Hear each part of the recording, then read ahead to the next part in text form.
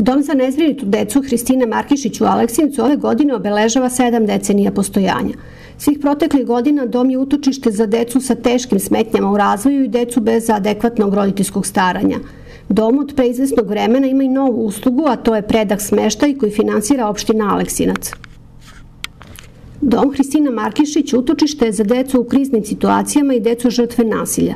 Prema podacima Centra za socijalni rad u Aleksincu, porodično nasilje je u ekspanziji i sve češće je potrebno zbrinuti decu dok se njihov porodični status ne reši.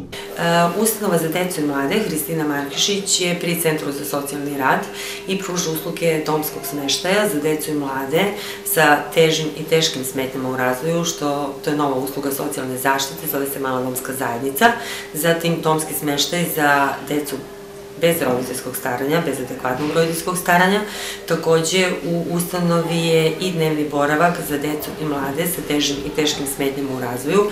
To je usluga socijalne zaštite koju finansira opština Aleksinac za 15 dece i mladih sa naše teritorije. Takođe, u prostoru u kome smo sada pružaju se 2 usluge, a to je predah smeštaj za decu i mlade sa smetnjama u razvoju, kao i prihvatilište za decu u kriznim situacijama, decu žrtve nasilja i decu koje se nađu u situaciji kad nemaju nikakav drugi smeštaj, onda se ovde kratkoročno smeštaju dok se ne reši njihov status.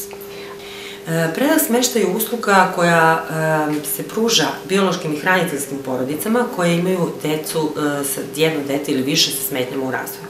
Roditelji ili hranitelji umorni od svakodnevnih obaveza, naročito zbog takvog člana porodice, gde je stvarno neophodno angažovanje 24 sata, u bilo kojoj situaciji jednostavno da se odmore od svojih obaveza ili da recimo završe nekakav posao, bilo operacija ili neka druga stvar, oni mogu da decu usmere, odnosno upute ovde, znači jave se za korišćenje usluge predah smeštaj, gde onda mi preuzimamo potpunu brigu o njima. 24 sata o njima brinu edukovani vaspitači, odnosno to su stručnjaci Centra za socijalni rad koji se angažuju po ugovoru i ova usluga se pruža onoliko koliko treba, znači za odmor i kratak taj predah koji roditelji ili hranitelji, koji je u stvari njima potreban za to. Pored uslova koji su neophodni, znači za bezbednost dece uopšte ne treba da brinu u bilo kom smislu, znači deca su potpuno bezbedna jer su baš u jednom takvom okruženju koje je bezbedno, a samim tim i što su stručnjaci tu sa njima koji su prošli adekvatne obuke za rad sa decom sa smetnjama u razvoju, školu životnih veština i slično, rad sa decom obolom od autizma, hiperaktivnom i tako dalje.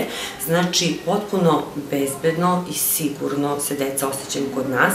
Uz to imaju obroke, imaju tople sobe, lepo opremljene kao što ste mogli da vidite i naravno niz nekih kreativnih radionica, naravno i zdravstvena zaštita ukoliko je potrebna i onda se pruža deci u tom periodu. Često Centar za socijalni rad kroz različite intervencije, naročito kada je sada u ekspanziji nasilja u porodici, kada se masovno prijavljuje i u porastu je, to je evidencija Centra za socijalni rad, znači mi svake noći imamo po 2-3 intervencije gde je u pitanju nasilje u porodici.